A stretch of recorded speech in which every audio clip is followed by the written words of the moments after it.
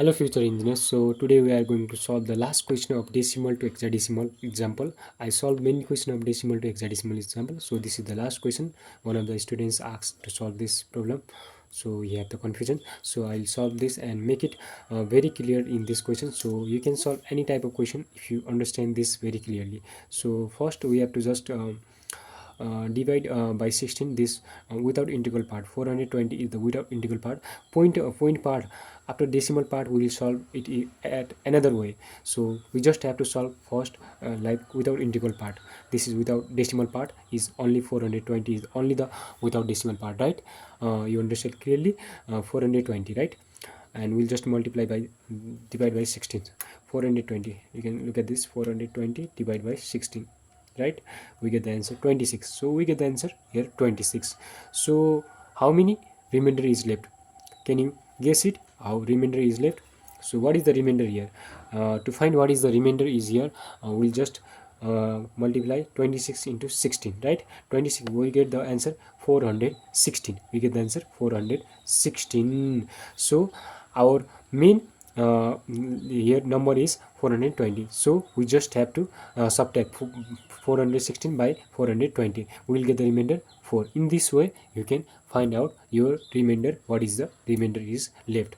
So and now the next again 16 1, 16 ones are 16. 16 multiply 1 is equal to 16. 16 multiply 2 is equal to 32. So it is more than 26. So answer is right. Here is 1. 16 1 16, and here we get the 16 into 1 is equal to 16, right? 16 into 1 is equal to 16, but the our real number is here 26. So how many remainder is left? So we just have to subtract 16 by 26 by 16. We get the answer 10. 10 is referred as a in decimal number system. As I told in many videos, 10 is equal to a, 11 is equal to b, 12 is equal to c, and 13 is equal to 14, and d is equal to a b c e e, and sorry 14 is equal to e, and 15 is equal to f, right?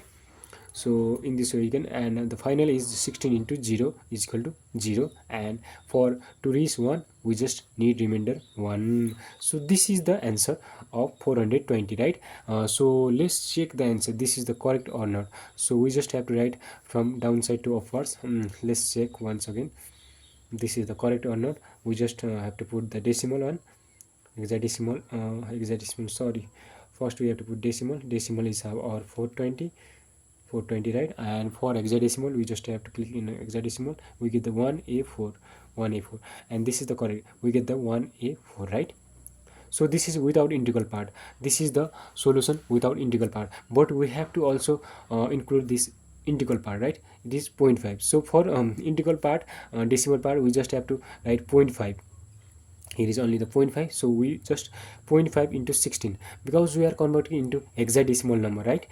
So we'll just into 16. If we are converting in octal or something like binary, we'll just have to multiply with their base number. If we are converting with the octal, 8 is the base number, so we'll just have to 0.5 into 8. But now we are converting into hexadecimal, so let's focus on hexadecimal. 0.5 into 16, so 0.5, yes, 0.5.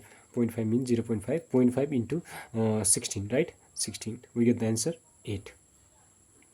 So there is the remainder is only, remainder is 8. So this is concluded here only. So there is no number here, and so we get the like we get the remainder is 8. So there is no number, there is no point, so there is no reason of like going further, because we get the answer here. This is calculated only here. So let's write this. 420.510 is equal to, now we have the answer of, first we'll just write this part. First we'll just write this part without integral part, from upward to from downward to upward. So 1 a 4, and point part is 8, right? 8, 16. So this is the solution of this answer. This is very easy one. I hope you understand clearly, and share to your friends if they have any confusion, and thank you for watching the video till the end.